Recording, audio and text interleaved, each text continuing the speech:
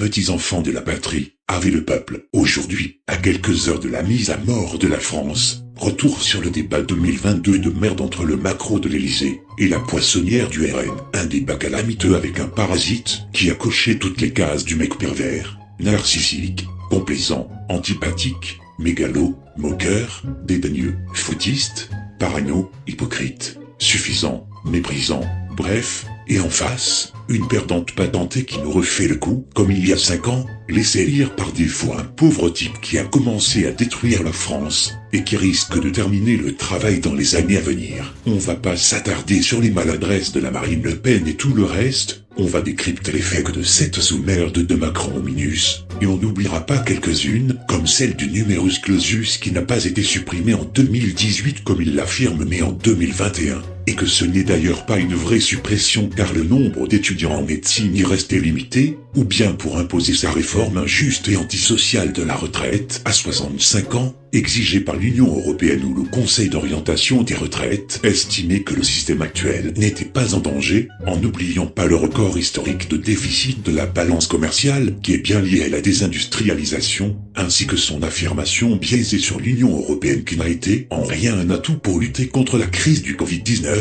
via le retard sur le Royaume-Uni du Brexit dans le lancement de la campagne de vaccination, du dogme des frontières ouvertes, et du saccage de l'hôpital public, sans oublier son mensonge sur le traité de libre-échange avec le Mercosur ou l'Union européenne qui continue de pousser à fond cet accord, qui sera un désastre pour nos agriculteurs et qui n'est pas du tout enterré. Bref,